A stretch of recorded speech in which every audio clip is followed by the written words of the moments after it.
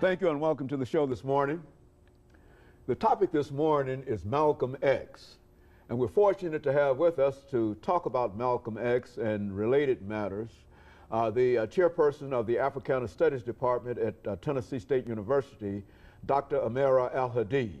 And of course, Dr. Al-Hadid, let me welcome you to the show this morning. Thank you, Dr. Haynes. It's always a pleasure to be with you. And Dr. Al-Hadid, what can we say in reference to what you've already given us? Everything from Marcus Garvey to Africans in the New World, historical black colleges, just a whole number of just very interesting and important pieces of information. And we know that what you will give us today in reference to Malcolm X will equal any of that you've already given us. And so let's start off by perhaps having you to talk about your background, your education, and some of the things that you've been involved in for those few members of our audience who might not have had an opportunity to see any of the 12 or 13 different shows that you've given us. So let's start off and then we'll talk about Malcolm X. Well, first of all, I was born in Montgomery, Alabama. I went to George Washington High School and Alabama State University, where I received a bachelor's of sociology, and also had a strong emphasis in psychology. I left the Deep South and went out on the West Coast to California, where I received a doctorate in sociology at the University of California in Santa Barbara. While studying there as a graduate student, I had an opportunity to go to Nairobi, Kenya. And it was there in Nairobi, Kenya in 1969 that I converted to the religion of Islam, and I also made the pilgrimage 6 months later. Went to Mecca.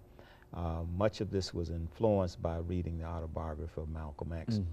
So after I got my worldview and my formal education together, I then started looking for a job. Okay. And then, of course, I interviewed at Tennessee State University, Fisk, Meharry, and a few other places, and I settled on Tennessee State University. Been at TSU for a long time. I started in the sociology department.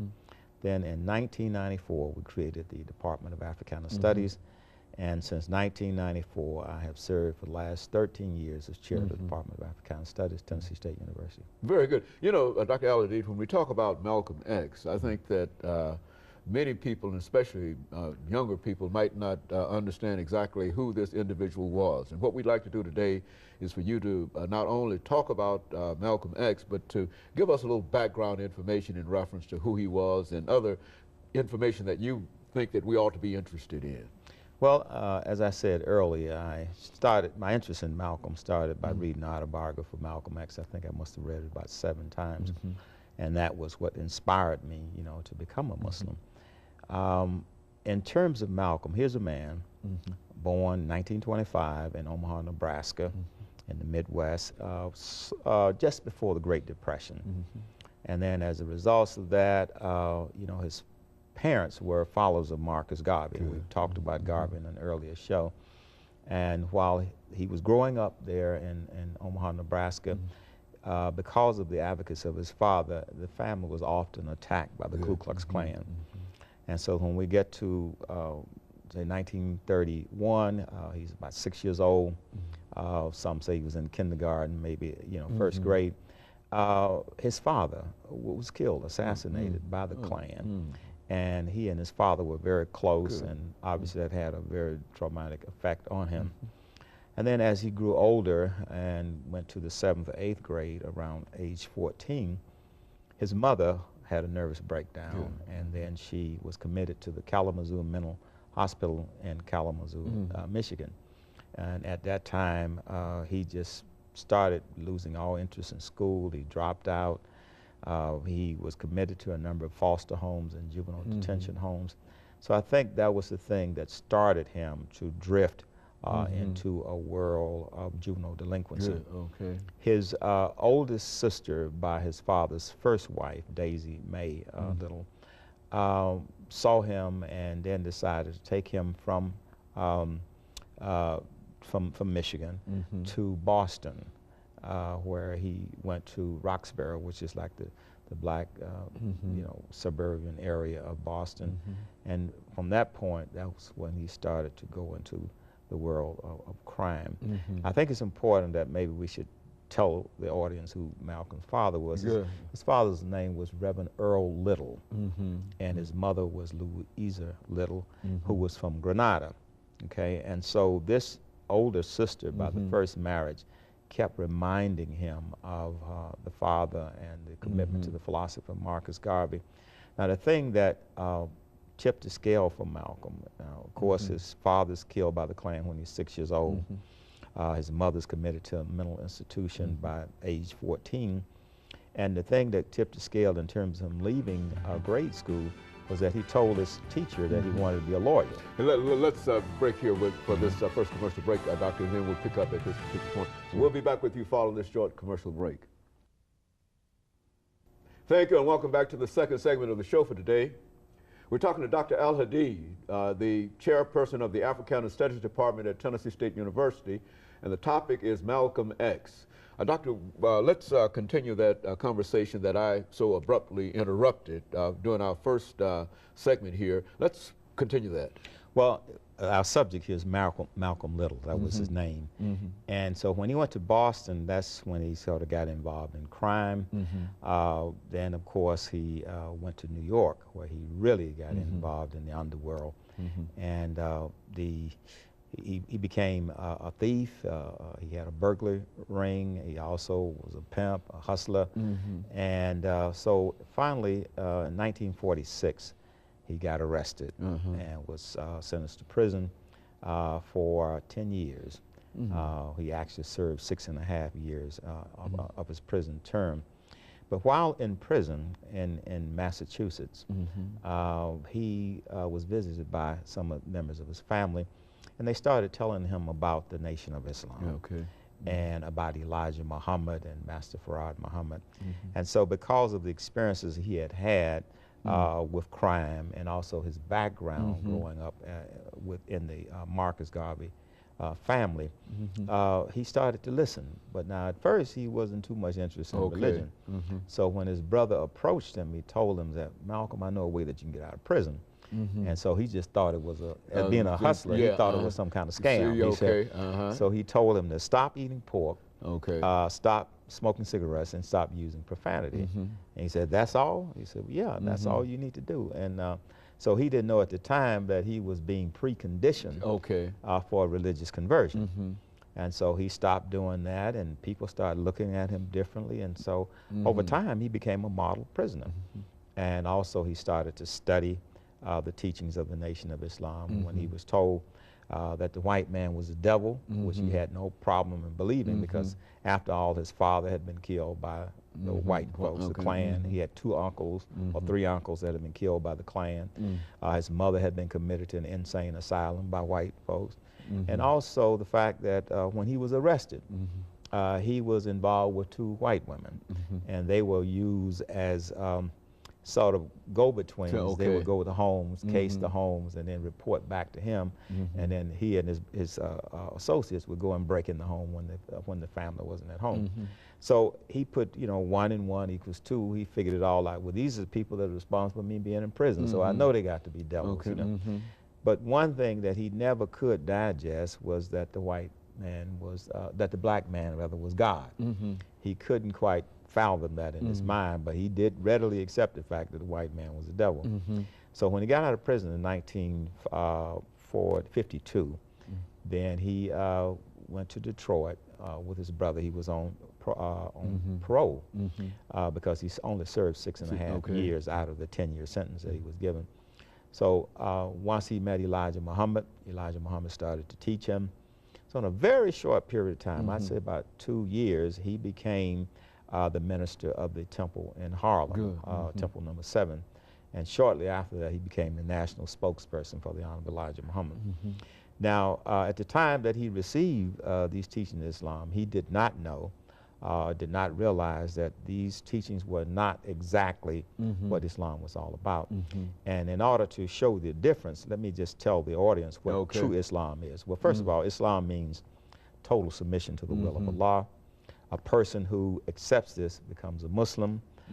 The proper name for God is Allah, and the holy text of the Muslims is the Quran. And there are 5 basic beliefs that you must have. First of all, that there's no God but Allah and Muhammad is last and final messenger. You must also pray 5 times a day, give 2.5% of your wealth in charity, and then you should also fast during the month of Ramadan. And as fate would have it, we are now trying to sight the new moon to begin the fasting of Ramadan at this very moment. Ramadan here will start either Saturday or Sunday. Then finally, we have the pilgrimage to Mecca, which comes in the last month of the Islamic calendar, which is the month of Hajj. And that was the thing that when Malcolm made the pilgrimage to Mecca, that would allowed him to see clearly the difference between the type of Islam he was taught and Islam that he eventually came to accept as true Islam or mainstream Islam. But as things developed, Malcolm became very popular. As a matter of fact, as early as 1958, he traveled abroad to Sudan, to Egypt, and to Turkey, and he had a chance to see true Islam as early as 1958. So when he came back, he had a different kind of perspective on Islam in contrast to what he had been taught by the Honorable Elijah Muhammad. So as things kept unraveling, people inside of the Nation of Islam became somewhat jealous of him. And they started taking his articles out of the Muhammad Speaks newspaper. And, you know, the jealousy and animosity started to develop. So eventually, they tried to figure out some way to get him out of the Nation of Islam. And the incident that he used as a pretext of getting him out of the Nation of Islam was when President John F. Kennedy was assassinated on November 22nd, 1963. Elijah Muhammad sent an executive order for none of his ministers to say anything about the incident. So Malcolm, after giving a speech, inadvertently said that the assassination of Kennedy was a case of the chickens coming home to roost. And what did he want to say that? I remember that statement. I remember. He made that statement, and then initially he was suspended from the Nation of Islam for 90 days. But he eventually realized that he was not going to be admitted back into the Nation of Islam. So he then went to the Islamic Center in Brooklyn, New York, and there at the Islamic Center, he became a true and proper Muslim. And once he converted in 1964, he then made arrangements to go to Mecca so that he could really see the entire Muslim world and travel throughout the Muslim world.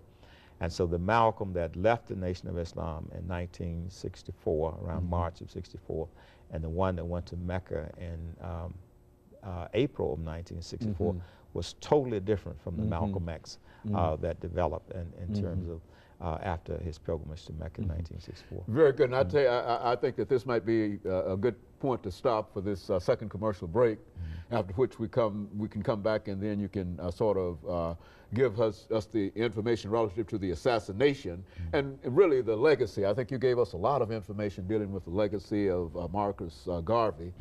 And I'm sure that Malcolm has, certainly his legacy might not be as great as Marcus Garvey's legacy, but certainly he, and I'm sure that you have a lot of information in reference to that legacy. And of course, let us take this second commercial break, and we'll be back with our audience following this second commercial break.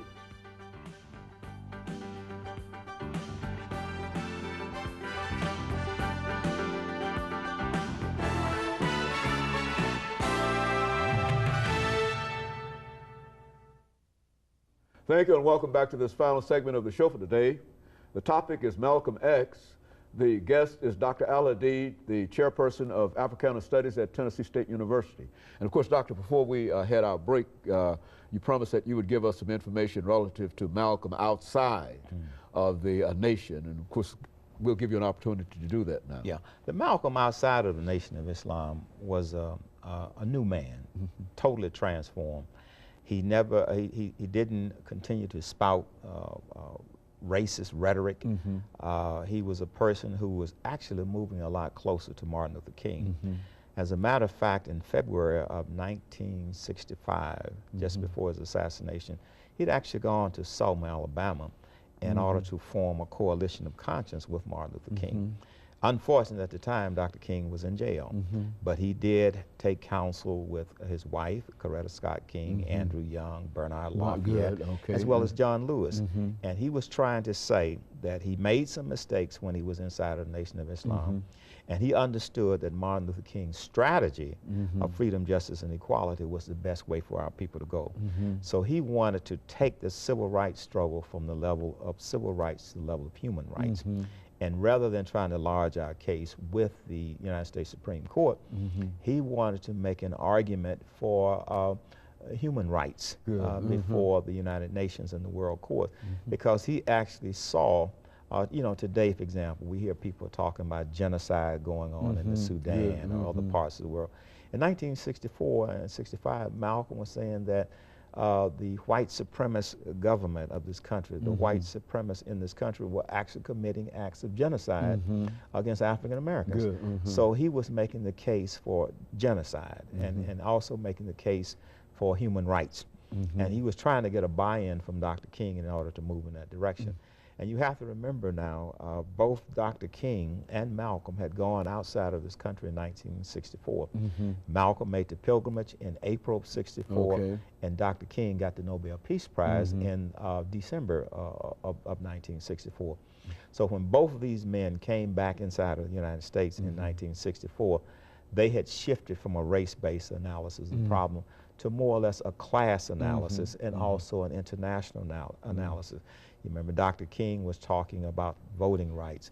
He was also talking about, he started to move against the war in Vietnam. And Malcolm had already been there some years early, even when he was in the Nation of Islam.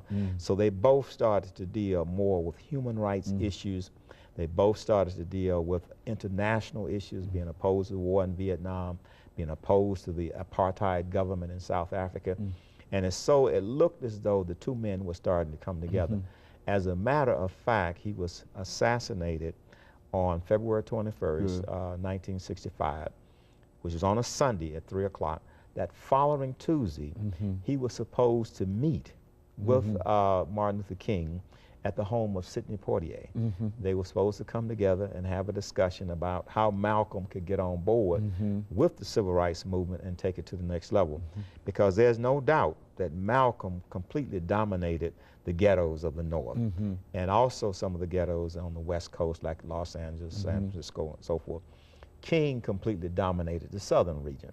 So the leaders, these two leaders, one being the champion of the blacks in the inner cities of the North, and the other one being the champion of the working class in the South, as well as the peasants, the sharecroppers in the South, in Alabama, and Mississippi, and Arkansas.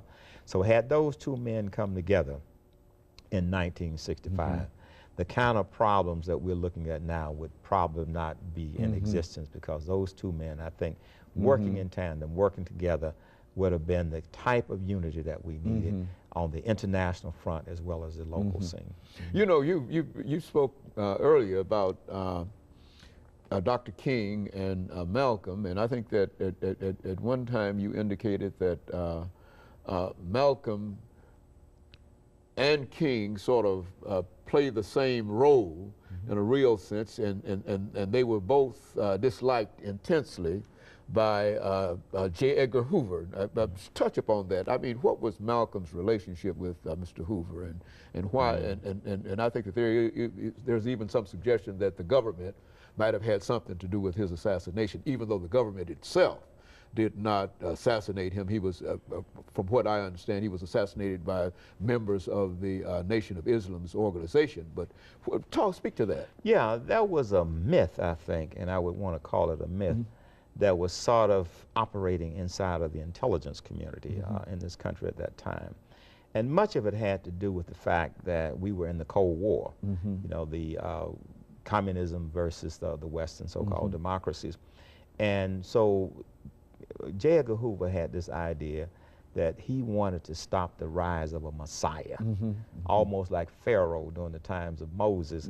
And he did see Dr. King and Malcolm as the possibility of being that Messiah that would rise up among the African Americans and free them from the bondage of modern day Pharaoh.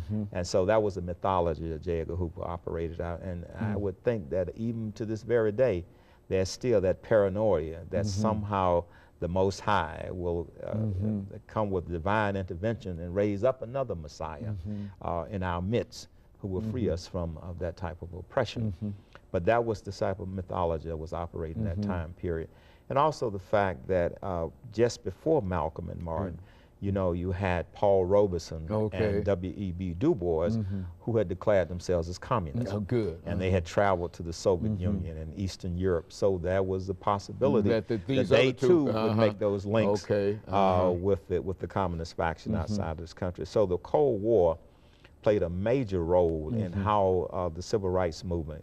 As a matter of fact, there were people in King's movement that had to leave the movement because people thought that they were communists. Martin Luther King in the early 50s was accused of being a communist, you know. So I think that was the kind of idea that J. Edgar Hoover was operating from, this fear of communism rising up in the form of a black messiah among African Americans. Now, what is the legacy of of Malcolm X? Sure. I mean, what role do you think that he continues to play in our society today? In my judgment, I think the legacy of, as I would call him, El-Hajj Malik al-Shabazz, because when he made the pilgrimage to Mecca, he changed his name. I think that when you look at the year 1965, this was a very powerful year. This is a year that Malcolm made the pilgrimage to Mecca. This is a year that Dr. King did the Selma to Montgomery March in terms of the Voting Rights Act. But he was effective in linking the Muslim world with African-American Muslims in this country. He was also effective in linking the African continent with the struggle inside of this country. So as a spokesperson for Pan-Africanism and also a spokesperson for Muslims all over the world, I think he was very effective in making that link. And then once he made that link of American Muslims in general and African-Americans in particular with the Muslim world, it was at that time that immigrant Muslims started to gain more confidence. In fact, they started forming their association like the Muslim Student Association and other organizations. And then, of course, in '65, immigration policies changed and more people were allowed to come in this country from Muslim countries like in the Middle East and Turkey. And so eventually the immigrant Muslims started to stand up and advocate Islam. When they first came in this country after the First World War, which was a collapse of the Ottoman Empire, they were told specifically, it's all right for you to come to this country, but don't have any conversation about Islam. Just come in here, be quiet, practice Islam among fellow immigrant Muslims, but do not try to convert African Americans to Islam. They told them specifically not to try to convert African Americans to Islam because they knew that when African Americans came to this country from Africa, and many of them, I would say as many as 50% of them were Muslims already, who were part of the Moorish Empire as well as the Songhai Empire, and they wanted to remind these African American Muslims that before they came over here, they were Muslims. And then when they came over here, the ordeal of the plantation put them in a situation where they no longer had knowledge of their Islamic background. And so that was the reason that immigration and the State Department tried to keep immigrant Muslims away from African-American Muslims. And so there's a long legacy of Malcolm, and even though he and Dr. King are no longer with us, that their ideas and their aspirations for African-Americans continue to exist. Would you say that? Yeah, I think after the Spike Lee's movie, there was a resurgence of an interest in Malcolm X.